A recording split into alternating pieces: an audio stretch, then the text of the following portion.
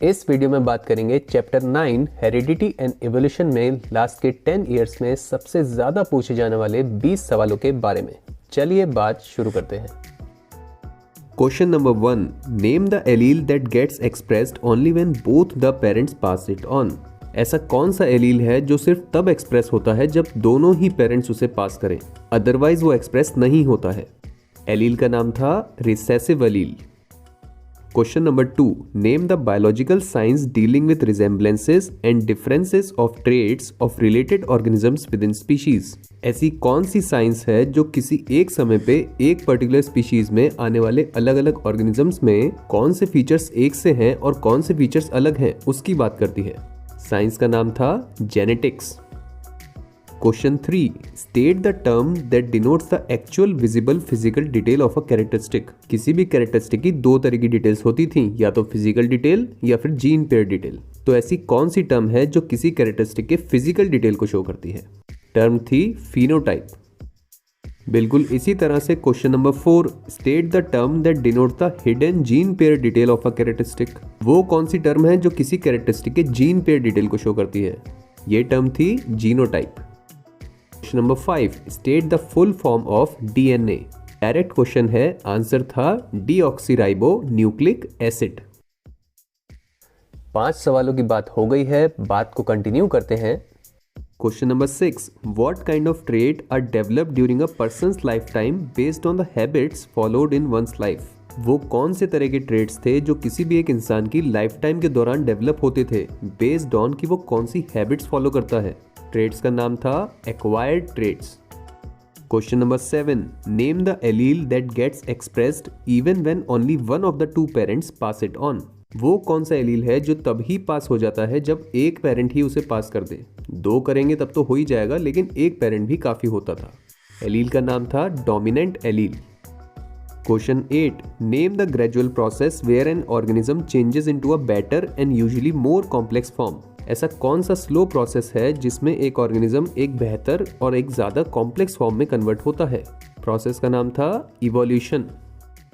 Question number 9, state the term for one of the different forms और values that any gene can take. जो अलग अलग different values कोई भी एक जीन ले सकता है उसको किस टर्म से डिनोट किया जाता था? आंसर था allele. Question number 10, state the number of chromosome pairs present in the nucleus of cells in humans. Humans के सेल्स के न्यूक्लियस में कितने क्रोमोसोम पेयर्स प्रेजेंट होते हैं? ये भी एक डायरेक्ट आंसर है, 23 क्रोमोसोम पेयर्स।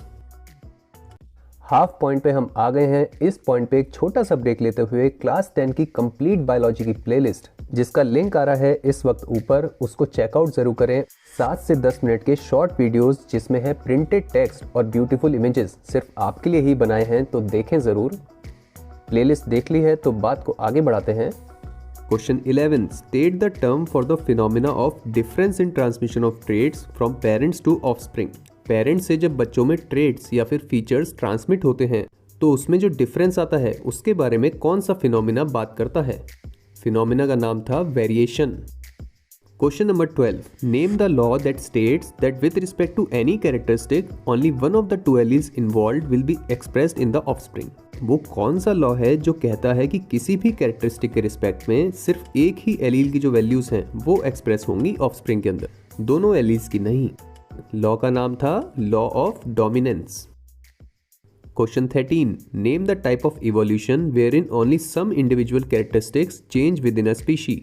ऐसे कौन से तरह का इवोल्यूशन था जिसमें कुछ ही कैरेक्टरिस्टिक चेंज होते थे एक स्पीशी के अंदर?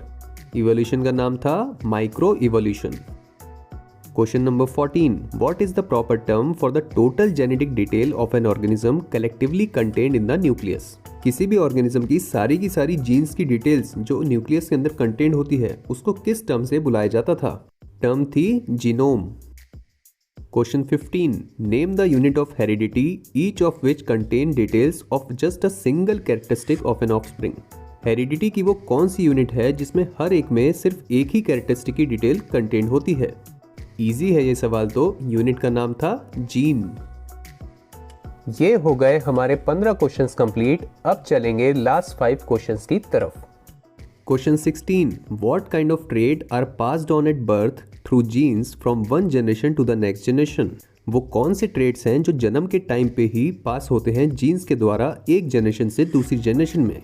नाम में ही डिटेल थी, नाम क्या था? Inherited traits. Question 17, name the law that states that a pair of contrasting और different traits are inherited independently of each other. वो कौन सा लॉ था जो कहता था कि किसी भी ऑर्गेनिज्म में आने वाले दो अलग अलग ट्रेड्स एक दूसरे से इंडिपेंडेंटली इनहेरिट होते हैं, एक दूसरे पे डिपेंडेंट नहीं होते हैं? लॉ का नाम था law of independent assortment. Question 18, name the type of evolution where characteristic changes occur in large numbers and they result in new species formation. वो कौन से तरह का इवोल्यूशन है जिसमें कैरेक्टरिस्टिक में आने वाले चेंजेस ना सिर्फ बहुत बड़ी मात्रा में होते हैं बल्कि वो एक नई स्पीशी के फॉर्मेशन में रिजल्ट करते हैं? इवोल्यूशन का टाइप क्या था? Macro evolution. Question 19, name the type of traits that are not inherited by the next generation. ऐसे कौन से तरह के ट्रेड्स थे या फीचर्स थे जो अगली जनरेशन के द्वारा इनहेरिट नहीं किए जाते हैं? आसान है सवाल, ट्रेड्स थे एक्वायर्ड ट्रेड्स। और आखिरी सवाल पे आते हैं, name any 2 of the 4 mechanisms that cause evolutionary change. Total 4 में से कोई भी 2 ऐसे मैकेनिज्म्स के नाम बताओ जिनके कारण से इवोल्यूशनरी चेंज होता था। चारों बता देते हैं यहाँ पे। सबसे कॉमन मैकेनिज्म था नेचुरल सिलेक्शन और बाकी 3 थे genetic drift, mutation and gene flow.